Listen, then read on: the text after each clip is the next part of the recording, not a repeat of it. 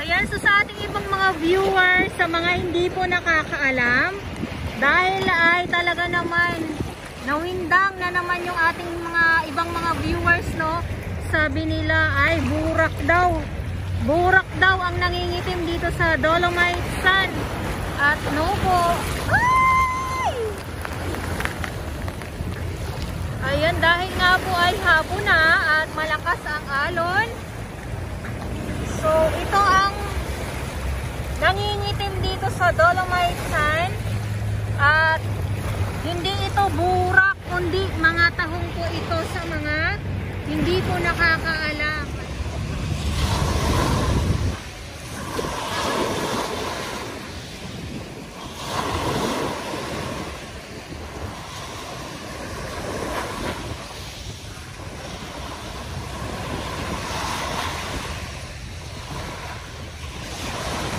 So makikinig na lang ako ng hampas ng alon dito sa Dalampasigan kasi napakasarap pakinggan talaga pag ganito kalakas ang alon, lalo na pag nasa ano kayo, no, nasa tabi kayo ng ano, ng buhangin.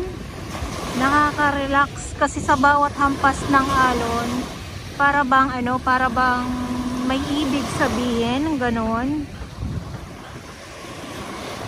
Ayan. So, abang-abang lang tayo. Papalubog ang ating sunset.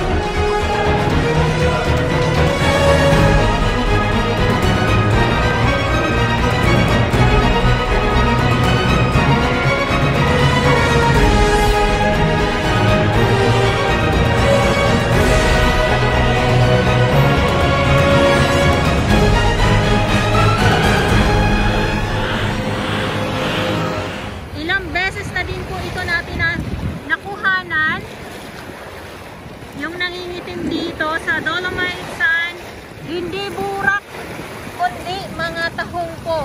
Kaya sa ating mga viewers po, sa mga hindi po nakakaalam, pumunta lang po kayo dito. Pag low tide po, makikita po ninyo itong mga tahong na ito na nangingitim dito sa Dolomite Sun po mismo. Pag hapon at kailangan ay low tide po. Pag hindi po siya low tide, hindi po ninyo makikita itong mga tahong na nandito na nakikita ko ngayon. Ayan, sobrang dami talaga nila kasi yung geotextile, dyan sila nakabahay. Pumulo po talaga dito sila sa geotextile. Kaya sabi ko, swerte tayo pag low tide, nakikita po natin itong mga tahong na ito. Kaya yung iba naman, tuwang-tuwa na naman sila kasi sabi nila, nangitim daw po ang dolomite at naging burak na daw. No, hindi po siya burak, kundi mga tahong po. Kaya huwag kayong magdiwang sa pangingitim dito sa Manila Bay Dolomite Sand, kundi mga katahungan lang naman ang nangitim dito nga sa dolomite. Kaya ako pa inuulit-ulit kasi yung iba tuwang-tuwa. Tuwang-tuwa sila sa pangingitim ng dolomite sand. Ayan oh, grabe. Humahambalos ang lakas ng alon. At ulitin ko lang po, no, good afternoon. At ngayon ay October 6, 2023. So, ano-ano pa po, hindi pa siya ganun ka sobrang low tide. Kaya yung dito, yung mga nandyan na mga katahungan ay hindi natin makuhanan. Kasi kita nyo naman po yan, no. Ayan. Ang geotextile po, tinugaran ng mga katahungan. Hindi po siya burak. Huwag nyo sasabihin na burak ang nangingitim.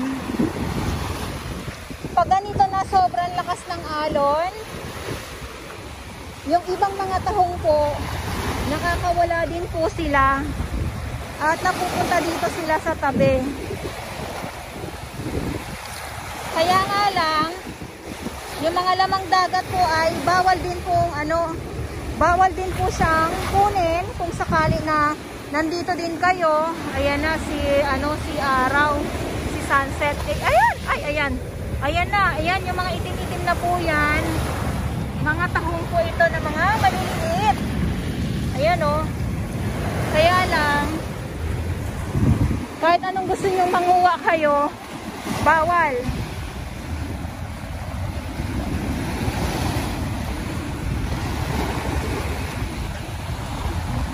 Ayan, so lakad tayo dito sa may bandang unahan.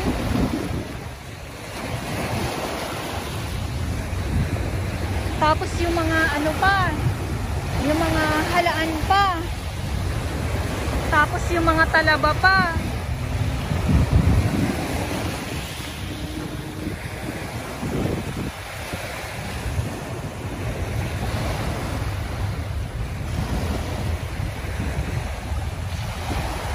Ay, ito na nga, nabanghit ko yung halaan oh.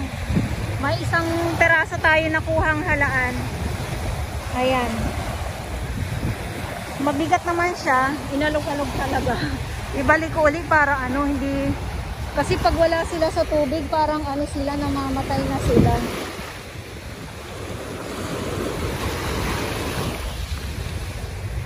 Kaya huwag magdiwang, sabi ko nga, sa mga ganitong pangitain dito sa dolomite sand. Panandalian lang po ito. Kung may mga basura, mawawala din po ito.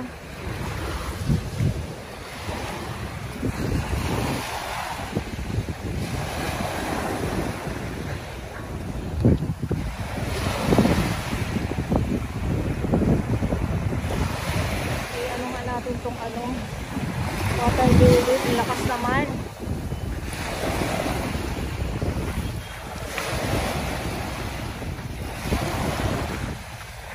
Ay, ayan.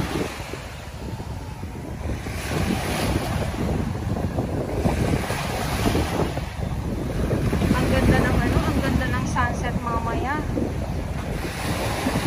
Mas ikot ko lang po kayo Ayan oh. Asul na asul. Ay! Ay!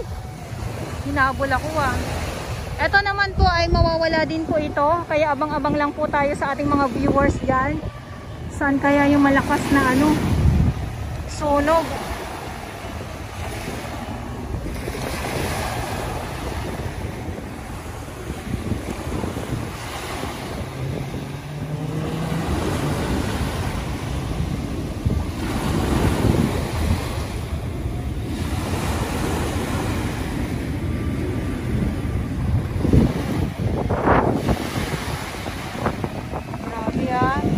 Ayan, so ulitin ko lang po, ito yung update natin ngayon dito sa Manila Bay Dolomite Sand. At ngayon ay October 6, 2023. Maraming salamat po sa inyong lahat. At sa mga baguhan, yes, welcome sa channel ni Miss Jelani Dora Bells. Mahalin niyo po ako ng buong buo. Yun ay hindi galing sa ilong ng Marcinao. Gatas mo